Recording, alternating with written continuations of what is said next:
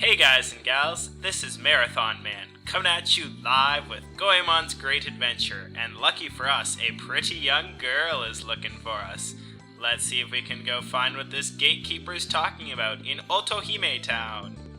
Named after the mythological daughter of the dragon god of the seas, Ryujin, after whom Ryugu Island is named. And in the tea house, where we usually meet people, we meet Yai. Not to be mispronounced, yay! Although that is my reaction, finally finding the fourth character of the game. The fourth and final, actually. There are 4 playable characters, I suppose 5 if you include Impact, well 6 if you include Impact and Miss Impact, or Mrs. Impact, I don't really know which one. And Sasuke wonders why he will not make someone a good wife someday. What the is wrong with this game? I'm sure that that's a joke that I'm just not getting the humor in. I mean, I'm getting the humor in that it's just so absurd that it's funny, but I'm sure that's not the humor in it for the Japanese audience it's intended for. And nobody can swim other than Yai. She can turn herself into a mermaid, but we need 2 characters to be able to swim. But she has an underwater device that can be easily attached. Well, I would assume Wise Man's stuff is compatible. So, yes you, Sasuke. That doesn't sound pleasant. Take one for the team. Yeah, you're a trooper, Sasuke. Take one for the team. He probably enjoyed it. Oh, there's so many things wrong with that. But now we can continue on. And Sasuke unlocks his R button move, just like Goemon's was the chain pipe. Sasuke's allows him to turn himself into an underwater machine while in a body of water. Yai's is a mermaid. Same, it can only be used. Now there's a few things in this town that can only be done as Ebisumaru, so I'm going to change to him, and this may be like one of the, I don't know, I think there's one other time you have to be Ebisumaru, so this will be one of only 2 times you'll get to see me use him. Yeah, and his walking animation is a skip, as amusing as that is. You have to just be going at the right speed, yeah. He skips. It's hilarious. I'm getting way too much enjoyment. Like I'm finding it funnier than it really is, in all honesty. Hey, this isn't actually where I'm gonna be. Stop stealing stuff. I'll be back to deal with you. You may have noticed he looks a lot like Ebisumaru. There's a house with someone that we're trying to find, but I have no idea where it is, so I'm just gonna kinda go into every house until I find it. There's a young girl in a house who has something you have to pick up as a Ebisumaru? Ebisumaru. Oh, this might be the girl right here. Yes, it is. I'm Ebisumaru. What a beautiful name. Yes, we take charity. It's a solid megaphone, which is Ebisumaru's R button move. And she too goes poof. Fantastic. Now we'll run up here. There's an interesting building up at the top of the hill. Let's go inside and see what's going on. It's kind of quiet. I wonder if there's anyone home. Probably not. What? Alright. Yeah, this is Plasma. He gives you a bunch of kind of cryptic hints. What they actually are, what he's telling you, are the location of the hidden entry passes, as in the ones that aren't just given for completing a course. And you get dancing, I guess those are, I suppose calling them scarecrows wouldn't be incorrect, because I did not mean to leave town. I still have more to do here. Let's go back into town. Now that we have the solid megaphone, I mean, I suppose I don't think you actually need it, but I like to have it because you can get it so easily. I ran off the side of the thing by accident because I'm going so fast. Let's go back and deal with that thief. And talk to the girl while I tried to jump. Yeah, Plasma gives you hints as towards all the entry passes that aren't from completing courses. Oh, Obisumaru? Obisumaru? I don't know. I could only pronounce Ebisumaru correctly because they said it in the opening thing, so I'm just copying what I heard. Well, if it's Ebisumaru, then this would be Obisumaru, which he challenges us to a race. So if you were watching back in Plasma's house, he talked about a battle between similar foes. Well, we're pretty similar. So this is a race to the top of Frog Mountain.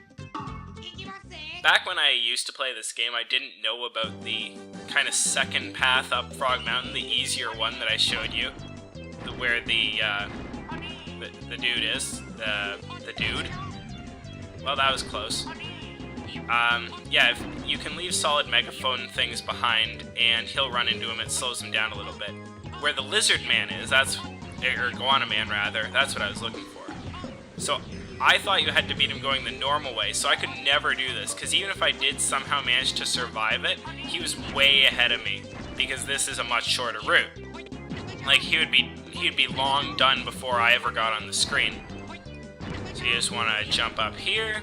See, this is why I wanted to have the solid megaphone before we did this, because it makes it a lot easier to deal with him. Because you can just kind of leave them behind and he'll run into them. Alright, I'm doing decently well. I want to get a solid megaphone, but I have to wait for that one to... Alright, now it's... Damn, I missed. Can I even... Okay, I did. And I guess you can just jump up there like that. I did not need the solid megaphone at all. But I've probably lost this one because he's way out in front of me now. I know I said I lost, but I really didn't. You didn't need to commit suicide over at Ebisumaru. And yeah, we got insulted. We're never to show our face before him again. Well, let's show our face before him in like 2 seconds later. How dare we show our face when he told us not to? Yeah, he forces us to say please if we want to battle him again. Great. I have beaten, I've beaten the game with all of the entry passes, so I know I can do this. I just don't know how long it's gonna take me, so if this runs on long, I'm just gonna run the video until I do beat him, and if it happens to go longer than what I would consider... You didn't just do that. You sneaky devil. That was actually kind of clever of him. I mean, obviously it was just a big accident that he happened to be there at the same time, but that was actually a pretty clever move. I was going to use that to bounce on, and then he ran into it and took it out, so he killed me. Wow, that was awfully devious. So as I was saying before I went and died, is that I'm just going to run my recording until I do beat him, and if that happens to take longer than what I would consider a normal what I consider the recording should take, like how long I'm willing to post to YouTube, I'll just cut a couple runs out. So if you see me cut ahead, that's because I failed way too much at this race. Yeah, so as you can tell, he has a bit of an advantage because he can just kind of rocket over every single jump, whereas you have to make do with Ebisumaru's kind of strange jumping. To get him to do that, you press down, by the way, while you're in the air, and he does a butt drop jump. If you combine his, the solid megaphone with the butt drop jump, he actually has the best jumping ability in the game. It's just a lot harder to deal with than all of the, I guess you'd call them, well, all three of the other characters have much more normal jumping abilities, but don't technically have the same height he does, although he's a lot harder to deal with. But wow, I made it third try, third time's the charm. That went really well.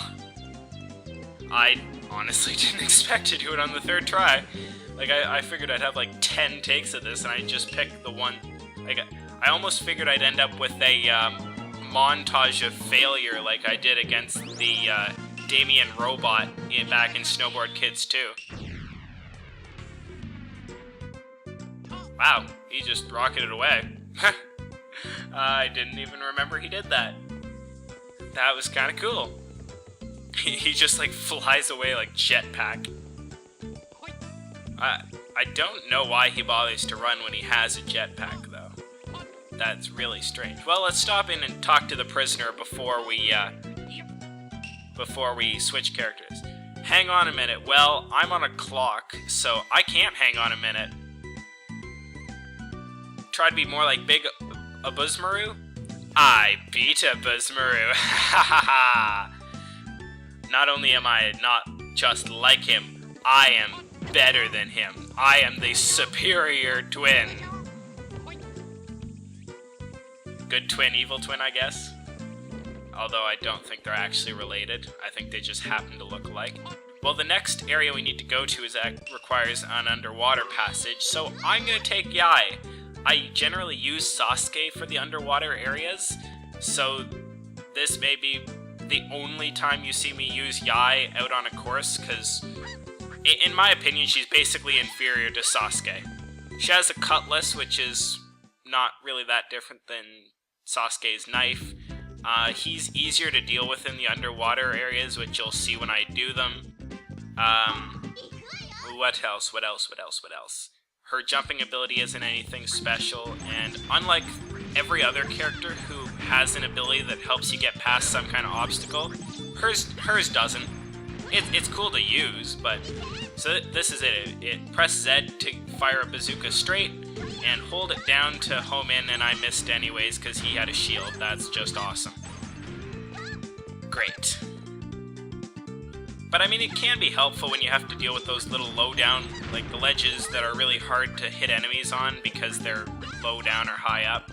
Alright, come over here so I can kill you. Kill you, Obake. Flying Obake. Flying cannon guy. Alright, let's jump over...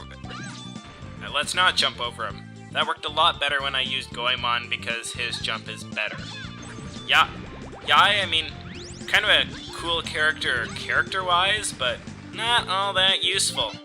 So press R, go underwater, mermaid, great. Oh dear, I'm going to have to fix this. I don't know. I think I do know what's wrong, but whatever it happens to be, I will go to the internet and figure out what the problem is. Till next time, this has been Marathon Man. Thanks for watching. And keep on playing.